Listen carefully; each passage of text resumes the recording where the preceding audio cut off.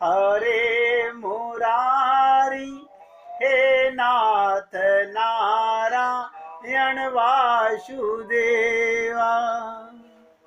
श्री कृष्ण गोविंद हरे मुरारी, हे नाथ नारायण वासुदेवा। श्री कृष्ण गोविंद हरे मुरारी, हे नाथ नारायण वासुदेवा।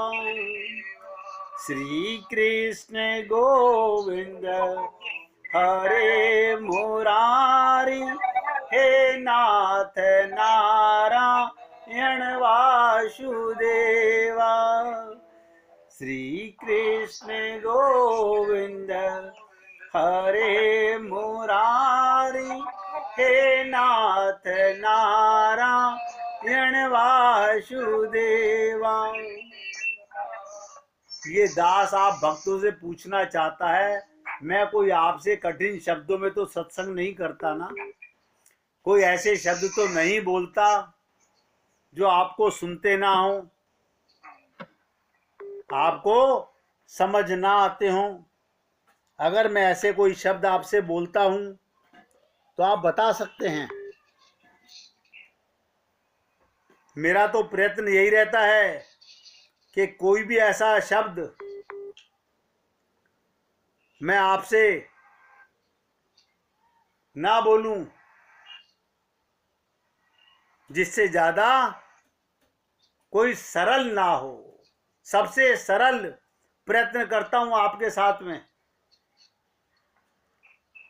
लेकिन हम लोग कितनी एकाग्रता से, कितने ध्यान से उसको सुन पाते हैं, समझ पाते हैं, मुझे नहीं पता। देखिएगा, समता, समता माने क्या होता है? बराबरी।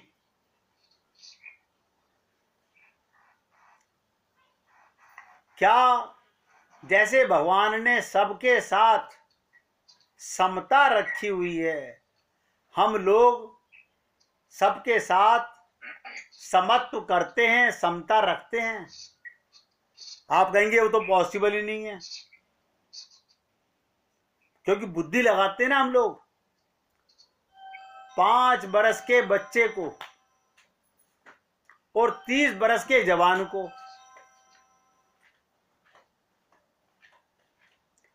बराबर भोजन देना समता है क्या? आप कहेंगे तो समता नहीं है।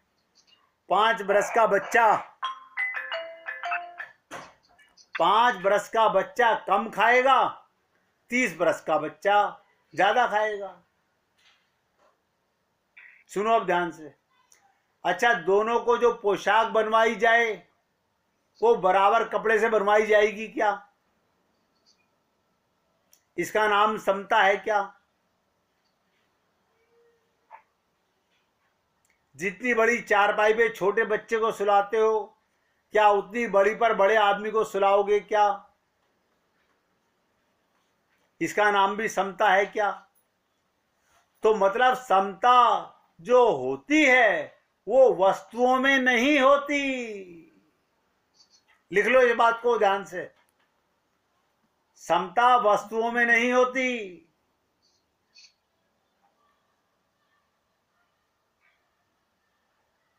कि स्वस्थ और रोगी दोनों को बराबर मिठाई खिलाई जाए, एक शुगर के पेशेंट को, एक विदाउट शुगर के पेशेंट को क्या बराबर मिठाई खिलाओगे?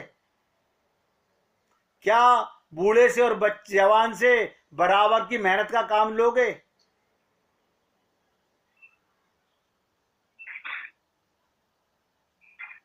तो संसार में समता कहां मिलेगी? ध्यान से सुनो भाई, के सबको तराजू में तोलो, सबका वजन बराबर होना चाहिए, तब समता होगी।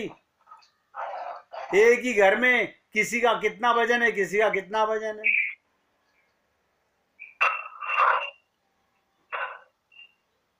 इसका नाम समता नहीं। तब तो मोटे लोगों पर आफत आ जाएगी कि वजन कम करो अपना, समता लाओ।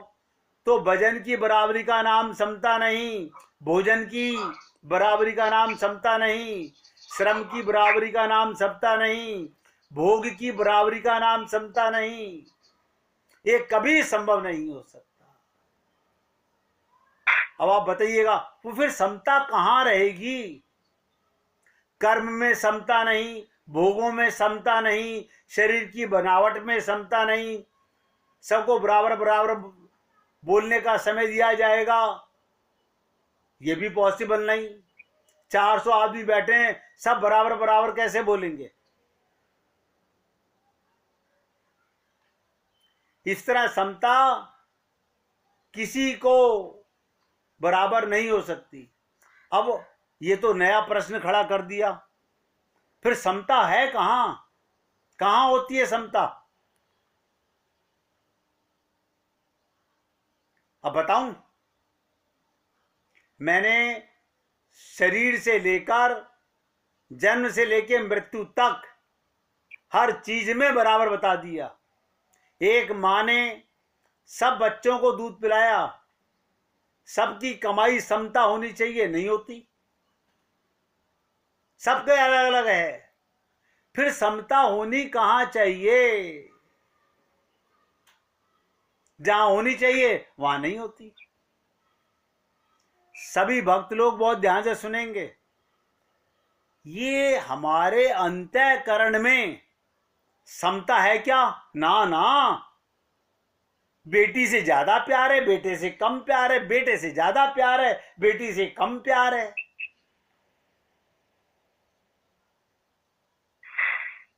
जहां लालच ज्यादा है वहां ज्यादा प्यार है, जहां स्वार्थ कम है वहां प्यार कम है।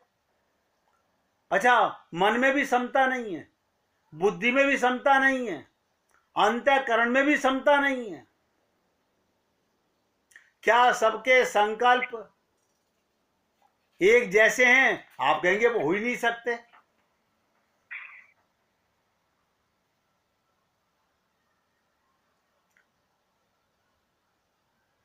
सबसे मन में हो हम पढ़े ही पढ़ें, सब पढ़ें, ये समता नहीं हो सकती। अच्छा बोलो, शरीर में समता बरत लें, पहले बरतो समता की। हम आंख से सुनेंगे और कान से देखेंगे, आंख में और कान में समता है? आंख का काम है देखना, कान का काम है सुनना।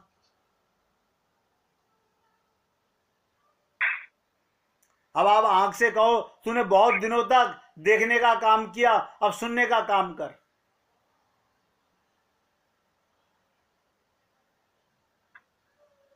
कान से कहो तूने बहुत दिनों तक सुना है, अब देखने का काम कर। ये तो बड़ी विषमता है। एक ही शरीर की इंद्रियां हैं, इंद्रियों में ही समता नहीं है।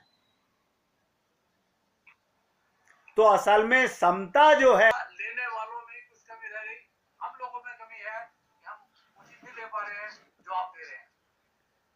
अब देखिए, जब हमको ये कहा गया कि गोपियों में एक समता थी, जित देखूं तित श्याममयी है, तो हमने गोपी वाले कृष्ण को पाना तो चाहा,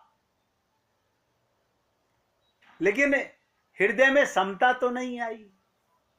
तो क्या गोपी वाला कृष्ण हमें मिलेगा? आपका परम पद होगा? मैंने आपको ये शब्द आग लगाने के लिए दिया है। ये किस लिए दिया है? अपने हृदय में समता देख लो, अगर है तो आप गोपी बन रहे हो, आप भक्त बन रहे हो, इसमें कोई संशय नहीं है। अगर अभी भी अपने पराये का भेद है, अभी भी अपने आप को ये मिट्टी का शरीर ही मानते हो, चेतन होके जड़ मानते हो, जितना शरीर को स्वस्थ करने में लगे हुए हो, उतना कभी, पहली बात तो आप खुद ही सोच के देख लीजिए, किसी ने मन को स्वस्थ करने का सोचा, मन के रोगों को मिटाने का सोचा।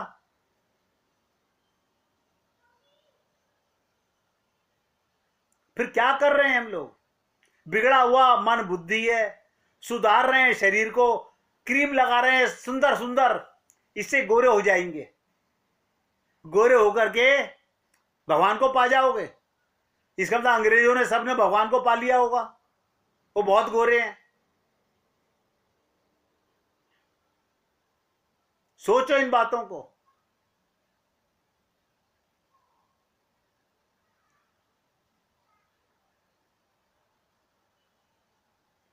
विचार में समता नहीं हो सकती। पूर्व जन्म के कर्म हैं, माता पिता के वंश जुदा जुदा हैं, और उनसे पूर्व नाना नानी दादा दादी के वंश भी जुदा जुदा हैं। कैसे संबंध जुड़ेगा? सबके चित्त में एक सी चाहना हो, कैसे हो सकती है? सबके अपने अलग अलग विचार हैं। आज इस बात की चर्चा ज्यादा डिटेल में नहीं करूंगा। क्यों नहीं करूंगा?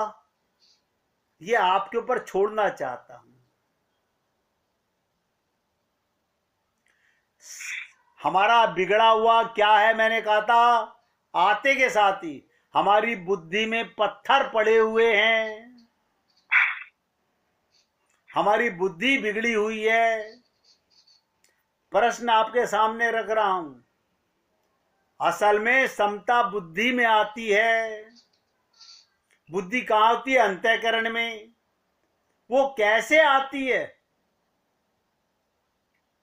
मैं इसलिए आपसे बोल रहा हूं, आज इसकी चर्चा नहीं कर रहा, ताकि आप थोड़ा सा अपनी बुद्धि पर ये प्रेशर डालने का प्रयत्न कीजिएगा कि आखिर मेरी बुद्धि में समता ही नहीं है, तो मैं भगवान को क्या पाऊंगा? अभी तो ममता मोह आसक्ति है, अभी तो अपना पराया तेरा मेरा। अभी तक तो गुरु कितना ही हमें समझाए, संत महात्मा कितना ही हमें समझाए, हम अभी भी अपने को चमड़ा ही मानते हैं। ये शरीर इस आत्मा का घर है, इस देह में हरि मिलत हैं। इस घर में रहकर भगवान से प्रेम नहीं करते। जिससे प्रेम करते हो उसमें भगवान नहीं देखते। ये भी हमारा पाप है। अरे आपकी और हमारी गलती नहीं। भगवान श्री कृष्ण की 16,108 पत्नियां, उनमें समता नहीं थी। गोपियों में समता थी। कमाल है। यानी जिस नारायण की इतनी पत्नियां, उन पत्नियों में समता नहीं, और उनकी प्रेमिकाओं में सब में समता। आज इस प्रश्न को आप लोगों के पास छोड़ रहा हूं, थोड़ा सा विचार कीजिएगा, सोचिएगा, ताकि आपको कुछ तो विचार करने को मिले। सबसे पहले तो अपने अंतःकरण में झांक के देखिएगा कि आज तो हमारे को ऐसा आईना देखने को मिल गया, अपने में पराये में समता तो नहीं है, पियर में और ससुराल में समता तो नहीं है।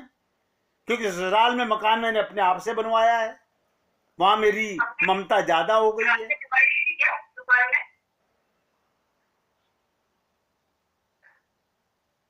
इसका तात्पर्य समता बुद्धि में कैसे आती है? क्या करें? इस बिगड़ी हुई बुद्धि को कैसे शुद्ध करें? कैसे आती है? इसकी चर्चा अब आपके साथ कल करेंगे। जब आप लोगों से पूछेंगे तब आगे चर्चा करेंगे। अब आगे सुनिएगा। एक बार राधा रानी ने जैसे ही मंजरी के मुख से सुना, एक दासी के मुख से सुना कि श्याम सुंदर भगवान श्री कृष्ण संकेत कुंज में उनकी प्रतीक्षा कर रहे हैं, तो अत्यंत अधीर हो राधा रानी तत्काल कुंज की ओर चल पड़ी। मैं आपसे कहता हूं, परमात्मा आपका इंतजार कर रहे हैं, हर पल का इंतजार कर रहे हैं। वो कौन सा पल होगा, कब आपको आग लगे भगवान के पास जाने की? क्या भगवान से प्रेम करने के लिए भी पति से और बेटे से इजाजत लोगे, मां बाप से इजाजत लोगे?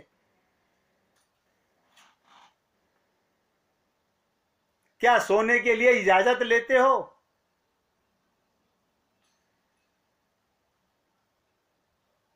सोचिएगा।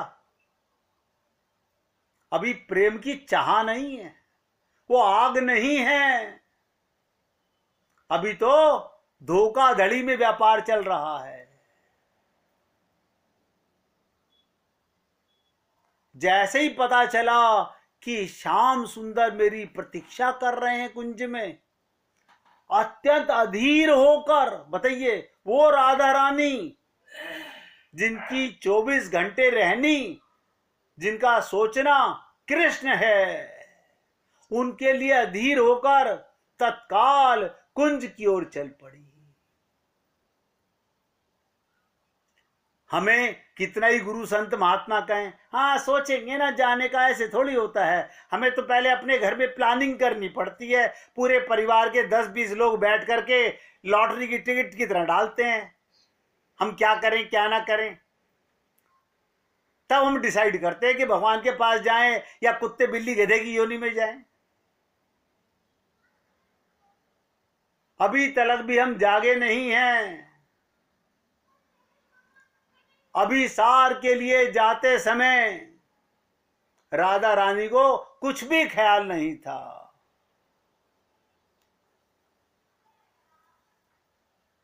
यानी प्रियतम से मिलने के लिए क्या तड़प होनी चाहिए, क्या तड़प होनी चाहिए। कपड़े गहने उलट पुलट पहनकर अभी सार कहते हैं चल पड़ी। क्या ऐसी तड़प है? हम तो मंदिर में भी जाते हैं, ये साड़ी का मन नहीं पहनने का, सब भगवान देख रहे हैं, ये सूट पहन लूं, भगवान के लिए नहीं, भगवान के प्रेम गुरु के पास जाने की तड़प कहां है?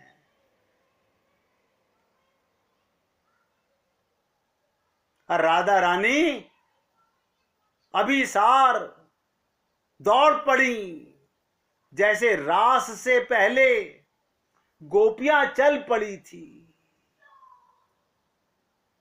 बताऊं कैसे चल पड़ी थी? छोटा सा चित्रण बता दूं आप लोगों को। आप लोग ये गोपियां खास तौर से अपने अंदर झांक कर देखेंगी। काजल कहां लगाते हैं? आंखों में, होठों पर लगा के भागी,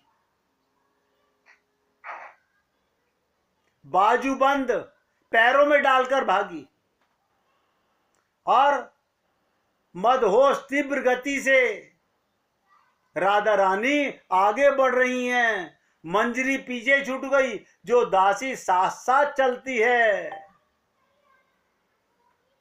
उसे छोड़ दिया पीछे।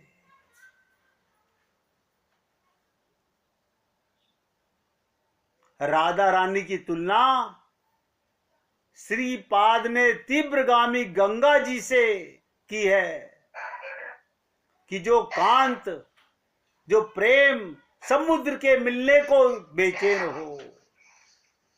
गोमुख से निकली हुई गंगा, गंगा सागर में समाने को बेचैन है। वो कहीं नहीं कहती हरिद्वार आ गया थोड़ी देर तो यहां रुक जाती हूं, अब बनारस आ गया है तो थोड़ी देर रुक जाती हूं,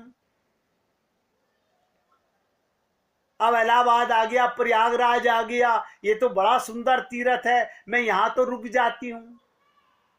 मुझे बता दो कोई कि गंगा ने कहीं रुक करके कहा हो?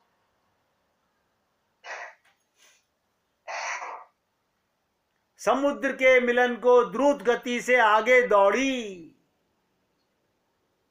मंजरी सोच रही है, अंधेरी वर्षाकालीन रात्रि है, पंकित भूमि पर देखिएगा जिसपे कांटे और गोखरू पड़े हुए हैं, उस पर चलना तो दूर पैर रखना मुश्किल है, और वहां राधा रानी दौड़ रही हैं। क्या कर रही हैं? दौड़ रही हैं। एक एक शब्द पे ध्यान देना। अचानक राधा रानी की गति धीमी हुई। उन्होंने नजर पैरों पर डाली तो चरण भूमि में धंस रहे हैं, कीचड़ उनके नुपुरों तक आ रहा है। अचानक नजर पड़ी, ये क्या? एक सर्प उनके नुपुरों से लिपटा हुआ है। आप सोचिएगा, हमारे को सांप दिख जाए तो हम उल्टे लौट जाते हैं, और राधा रानी के चरणों में सर्प लिपटा हुआ है। वो कैसे ही कुंज तक चली जाएं। कुंज में पहुंची थी कि श्याम सुंदर ने अत्यंत प्रसन्नता के साथ आगे बढ़कर उनका आह्वान किया। जो विहल होकर जाता है उसका परमात्मा अतिथि सत्कार करता है। और क्या बोले भगवान? राधे तुम आ गई। भगवान बोले, राधे तुम आ गई।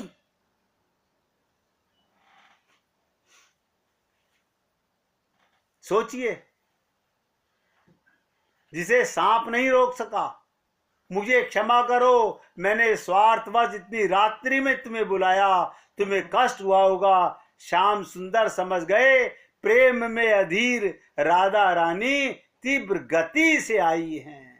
श्याम सुंदर ने उनके कंधे के ऊपर से देखा, मंजरी पीछे पीछे छूट गई। तभी श्याम सुंदर की नजर उनके नुपुरों पर पड़ी। वो चौंके, ये क्या राधे? सर्प? तुम्हें कुछ भी होश नहीं कि तुम्हारे पैर पर सांप लिपट रहा है? राधा रानी मुस्कुराई, मैं जानती हूं सर्प है, मैंने देखा था। श्याम सुंदर बोले, फिर भी तुम इसे लेकर चली आई, तुमने इसे वहीं वन में क्यों नहीं छोड़ दिया?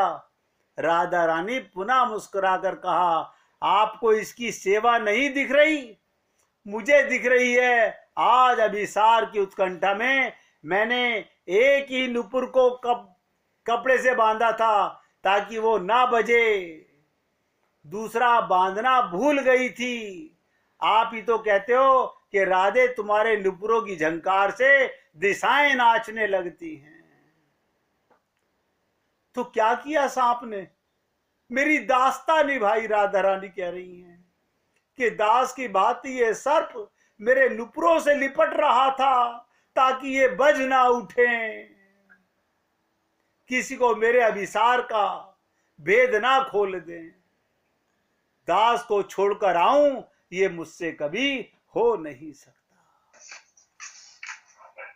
राधा रानी ने कहा, ये सांप तो मेरा दास है, मेरे नुपुर की ध्वनि को रोकना चाहता था कि कोई विघ्न ना पड़ जाए। श्याम सुंदर निर्वाक होकर बड़ी बड़ी आंखें कर आश्चर्य से राधा रानी की बातें सुन रहे थे।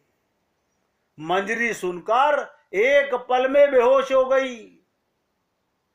कोई छोटी सी सेवा हो सकती है, श्याम सुंदर के नजरों से चूक जाए, पर भाव प्रेम से की गई छोटी से छोटी सेवा भी राधा रानी की नजरों से नहीं चूकती। वो सांप भी राधा रानी के चरणों में लिपट गया कि हे राधे, तेरे नुपुर बज गए, तेरे सार खुल जाएगा। इसीलिए आखिरी शब्द बोल रहा हूं, है प्रेम जगत में सार, और कोई सार नहीं, तू कर ले हरि से प्यार, और कोई प्यार नहीं।